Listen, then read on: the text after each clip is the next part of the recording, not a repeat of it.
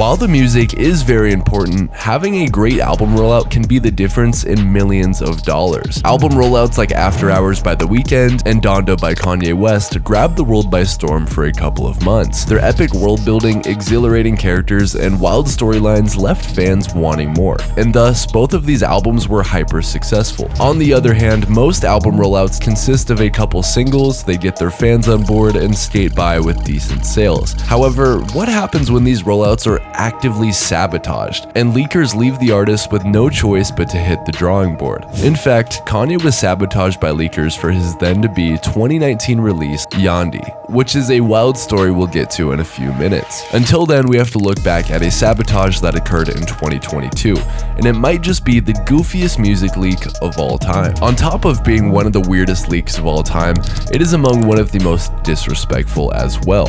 The album in question is Kid Cudi's Intergalactic. Intergalactic is no ordinary album. It doubles as the soundtrack to Cudi's Netflix movie, which shares the same name. This project was set to release on September 30th, 2022, along with the Netflix special. But this would not be a smooth release at all. The album would go on to be leaked in its entirety online, but with a very interesting twist. Instead of the typical track list, it had fart noises scattered throughout the song.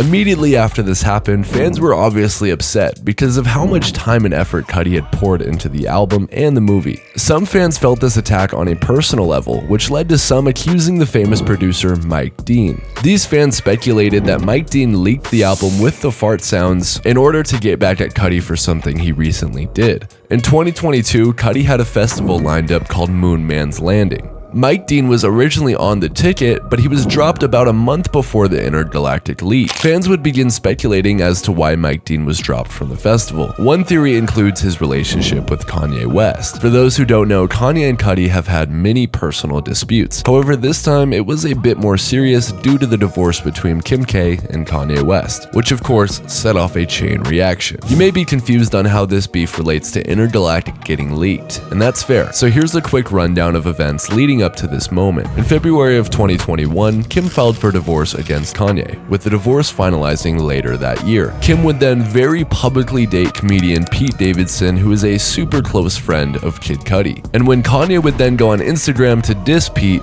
Cudi would obviously not be cool with any of this, which led to a very public feud between the two. One thing led to another, and Cudi was dropped from Kanye's upcoming album Donda 2, and it seemed that Mike Dean leaned towards the side of Kanye rather than Cudi. Now, this theory is unconfirmed and pure speculation, but when you see the history that the three have together, it does make a lot of sense as to why Mike Dean may have leaked Intergalactic. After about a week of being dropped by the festival, Mike Dean explained his side of the story. One tweeter said, "Wish everyone would just drop the hate. Can't cancel me just from jealousy. Just because I was on tour with The Weeknd. You're mid. I made all of these idiots." Whether or not Mike Dean really did leak the album, many fans would stick the blame on him. And he seemed to accept this, and even alluded to the idea that he did it in several tweets talking trash about Cudi with a very specific emoji.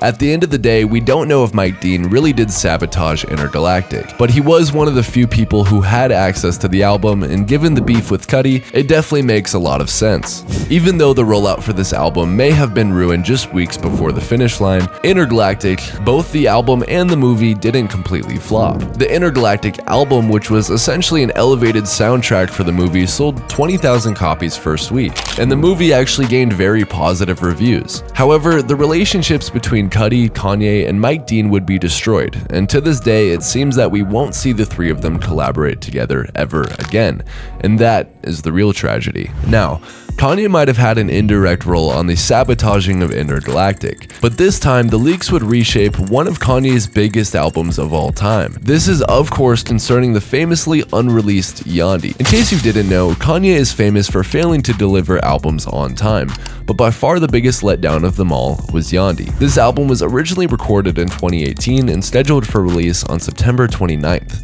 This announcement would be posted on short notice, only 12 days before its original release date, on September 17th.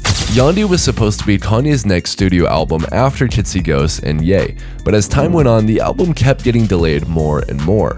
This eventually led to the album being put on hold until it was ready. Rightfully, this made fans very upset, considering it was supposed to feature artists like Kid Cudi, Young Thug, Ty Dolla $ign, Nicki Minaj, and many, many more. Yandi's apparent cancellation happened after Kanye went on a trip to Uganda to work on the album, and when he returned in November, he would announce the dreadful news. It felt so good being on stage last night with my brother Cudi. After performing again, I realized the new album I've been working on isn't ready yet.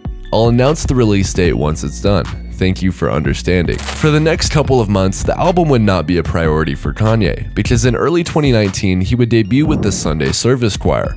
That year, Kanye would completely transform his image and return himself back to Christ. Friends and colleagues in the music industry like Nicki Minaj would go on air and say that he had changed his ways for good and he was a born-again Christian. With Kanye now feeling like a new man, it seemed like nothing could go wrong with his life or with the album. That is, until the leaks started popping up. During the summer of 2019, more and more songs from Yandhi would leak online. It seemed like the fans were finally getting the music that they so desperately wanted. However, this leak would not come without a price. The music would be leaked so frequently to the point where rappers like Pusha T would speak up.